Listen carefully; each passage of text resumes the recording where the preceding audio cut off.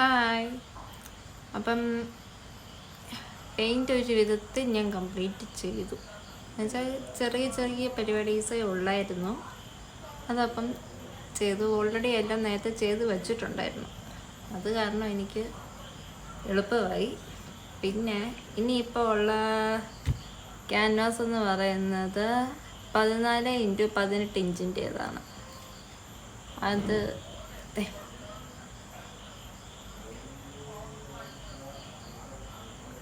ഇതാണ് കയ്യിലുള്ളത്. ഇതിൽ ഏത് ഫോട്ടോ വരയ്ക്കണം എന്നുള്ളത് നിങ്ങൾ തന്നെ സപ്പോർട്ട് ചെയ്യുന്നവർ പറഞ്ഞാൽ മതി. ഏത് ഫോട്ടോ വേണമെങ്കിൽ വരച്ച് തരാം. മ്യൂറൽ വേണമെങ്കിൽ മ്യൂറൽ, അല്ലാതാണെങ്കിൽ അല്ലാതെ, ഇങ്ങനെ വേണമെങ്കിലും വരച്ച് തരാം. പിന്നെ എന്തായാലും ഭാഗ്യത്തിന് 12-ാം തീയതി വൈകിട്ട് ഒന്നും അത്രതായിട്ടൊന്നും പറ്റിയില്ല. ഇത്രേ പറ്റിയതുള്ളൂ. അതുകൊണ്ട് രക്ഷപ്പെട്ടു. അല്ലെങ്കിൽ പിന്നെ പൊടിക്കുഞ്ഞുണ്ട് 7 മാസം. അതിൻ്റെ അവസ്ഥ അവതാളത്തിൽ. ഇപ്പം തന്നെ മൊത്തത്തിലെല്ലാം അവതാളത്തിലായി കിടക്കുകയാണ്. മൊത്തം പണിയായിട്ട് ഇരിക്കുന്ന സമയമാണ്. പക്ഷെ പുറമേ കാണുമ്പം ആർക്കും അതൊന്നും മനസ്സിലാവത്തില്ല. പറഞ്ഞാലും മനസ്സിലാവത്തില്ല. നമ്മൾ ഓരോരുത്തരും ഓരോ മാനസിക സംഘർഷത്തിലൂടെ ഓരോ ദിവസവും ഓരോ മിനിറ്റും ഓരോ സെക്കൻഡും കടന്നു പോയിക്കൊണ്ടിരിക്കുന്നത്. പക്ഷെ അതൊക്കെ ജീവിതത്തിൽ വരുമ്പം മാത്രമേ മനസ്സിലാവത്തുള്ളൂ. ചേച്ചി അത് സ്ക്രീൻഷോട്ട് എടുത്തു, ചേച്ചിയുടെ യൂട്യൂബ് അക്കൗണ്ടിൽ ഇട്ടു, ഷെയർ ചെയ്ത് കഴിഞ്ഞപ്പോഴത്തേക്ക് എനിക്ക് വെപ്രാളം കയറിയിട്ട് എനിക്ക് തന്നെ അറിയത്തില്ല ഞാൻ എന്തൊക്കെയാണ് ഇവിടെ കിടന്ന് കാണിക്കുന്നതെന്ന്. സത്യം പറഞ്ഞാൽ ആ സമയത്ത് ഓം ശാന്തോഷനകത്ത് നസ്രിയ പറയുന്നൊരു ഡയലോഗ് ഉണ്ടല്ലോ, നമുക്കിഷ്ടമുള്ളവരെ കാണുമ്പോൾ അടിവയറ്റിലും മഞ്ഞ വീണ പോലൊരു സുഖം ഉണ്ടാകും എന്നാണ് പറയുന്നത്. എന്നൊരു ഡയലോഗ് പറയുന്നുണ്ട്.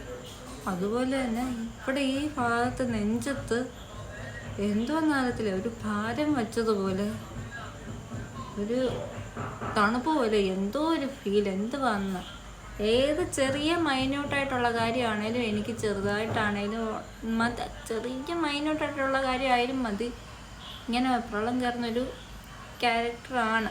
തൊട്ടേനും പിടിച്ചതിനും എല്ലാം പേടിയാണ്. പക്ഷേ ദേഷ്യം വന്നു കഴിഞ്ഞാൽ ഞാൻ പറയും.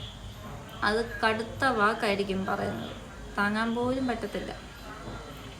ഞാനതൊന്നും വിടും. പക്ഷെ മറ്റേ അപ്പുറത്ത് വയ്ക്കുന്ന സൈഡിലുള്ളവർക്ക് അത് ശരിക്കും കൊള്ളുകയും ചെയ്യും. അമ്മ, അച്ഛൻ, എൻ്റെ ഹസ്ബൻഡ്, ചേട്ടായി, പിള്ളേർ. ഹസ്ബൻഡിൻ്റെ വീട്ടിൽ അമ്മയും അച്ഛനും അനിയനും അവർക്കേ അറിയത്തുള്ളൂ ഈ ഒരിത്. എന്തായാലും ചേച്ചി എന്നെ സപ്പോർട്ട് ചെയ്തല്ലോ, ഒരുപാട് നന്ദിയുണ്ട് ചേച്ചി. അതെങ്ങനെ പറയണമെന്ന് എനിക്കറിയത്തില്ല. ആരും ഇതുപോലെ ഞാൻ വരച്ചൊരു ഫോട്ടോ ഷെയർ ചെയ്യുമോ ഒന്നും ചെയ്തിട്ടില്ല. ലൈക്ക് അടിച്ചിട്ടുണ്ട്, അല്ലാതെ ഷെയർ ചെയ്യുമോ ഒന്നും ചെയ്തിട്ടില്ല. അപ്പോൾ ഇന്നെന്തായാലും അത് ഓർഡർ ഗോൾഡൻ ഇത് കൊടുക്കാനാണ് പോകുന്നത്. അതിന് കൊടുത്തിട്ടുണ്ട്. അപ്പോൾ അത് പോകുന്ന വീഡിയോ എടുത്തിട്ടുണ്ട്. അടുത്തൊരു സ്റ്റുഡിയോയിലാണ് കൊടുത്തിരിക്കുന്നത്, അവിടെ കൊടുത്ത് ചെയ്യാണ്. അപ്പോൾ അതിനും വാങ്ങിക്കണം എന്നുണ്ടെങ്കിൽ ഇതിലും ഞാൻ നമ്പർ കൊടുത്തേക്കാം. ഓൾറെഡി ഞാൻ അതിനകത്ത് എൻ്റെ അക്കൗണ്ടിൽ കൊടുത്തിട്ടുള്ള നമ്പർ തന്നെ വാട്സപ്പുള്ളതാണ്. വിളിച്ചിട്ട് കിട്ടിയില്ല എന്നുണ്ടെങ്കിൽ മെസ്സേജ് അയയ്ക്കുക. അല്ലെങ്കിൽ എൻ്റെ നമ്പർ ആണെങ്കിലും അതിനകത്ത് ആഡ് ചെയ്തേക്കാം. പിന്നെ വേറെന്താ ഉള്ളത്, ജസ്നയുടെ പുതിയ അടവുകളെല്ലാം കാണുന്നുണ്ട്. പക്ഷേ റിയാക്ട് ചെയ്യാനുള്ളൊരു സമയം നമുക്കതിനു വേണ്ടി പ്രിപ്പയർ ആവണം. അതിനുള്ളൊരു സമയം ഇല്ല ഇപ്പം എനിക്ക് ടോട്ടലി. അതുകൊണ്ടാണ് ഞാൻ വീഡിയോസ് ഒന്നും അവൾക്കെതിരെ ചെയ്യാത്തതും. പിന്നെ ഇങ്ങനൊരു സംഭവം ഇത് ഉണ്ടാകുമെന്ന് ഒരിക്കലും വിചാരിച്ചതല്ല. ഇങ്ങനെ ഇരുന്ന് സംസാരിക്കാൻ പറ്റുമെന്നും വിചാരിച്ചതല്ല. കാരണം ആ രീതിയിലായിരുന്നു അന്നത്തെ ടെൻഷൻ. അതെനിക്കറിയത്തുള്ളൂ. വർക്കിൽ എല്ലാവർക്കും ടെൻഷൻ കാണും. ടെൻഷൻ കയറ്റാനും ആൾക്കാർ ഇഷ്ടത്തിന് കാണും. ഇഷ്ടത്തിന് വെച്ചാൽ ഇഷ്ടത്തിന് ആൾക്കാർ കാണും. കുറ്റപ്പെടുത്തി പറയാനാണേലും ഇഷ്ടത്തിന് ആൾക്കാർ കാണും. ഇവിടെ ജസ്റ്റ് ഒന്ന് കണക്ക് പിഴച്ചു എന്ന് വെച്ച് അങ്ങനെ അങ്ങ് കഴുത്തി കെട്ടാൻ പോയി കഴിഞ്ഞാൽ നമ്മളാരും, എൻ്റെ ഒരു ക്യാരക്ടർ വെച്ച് ഞാൻ തുടർന്ന് പോകത്തില്ല അവിടെ. അതങ്ങനെ തന്നെയാണ്. നമുക്കൊരു വാല്യൂ ഇല്ല, വാല്യൂ തരുന്നില്ല എന്ന് കാണുന്ന സ്ഥലത്ത് നമ്മൾ എന്തിനാ കഷ്ടപ്പെട്ട് പിടിച്ചു നിൽക്കണം?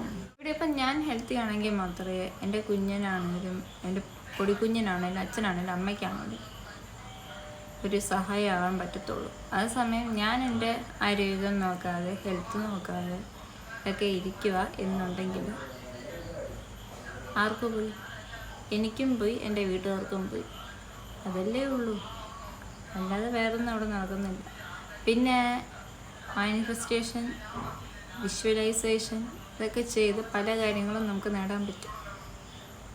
അതുപോലെ നേടിയെടുത്തതാണ് ഞാൻ അക്കൗണ്ടൻറ്റ് ജോബ് ഷാർജയിൽ. എന്തായാലും ഒരു വർഷം വെറുതെ എന്തായാലും കണക്കറിയാത്തവരാരും അവിടെ ജോലി ചെയ്യത്തില്ലല്ലോ. നിങ്ങൾ തന്നെ ഒന്ന് പറ, കണക്കറിയാൻ പറ്റാത്തവരാരും എന്തായാലും ഷാർജയിൽ ഒരു വർഷം അക്കൗണ്ടൻ്റായിട്ട് ഇരിക്കത്തില്ല. അത് അറിയാവുന്നതാണല്ലോ. നമുക്ക് നോക്കാം. ഇങ്ങോട്ടെങ്ങനെയാണോ അങ്ങോട്ടും അങ്ങനെ തന്നെ, അത്രേ ഉള്ളൂ.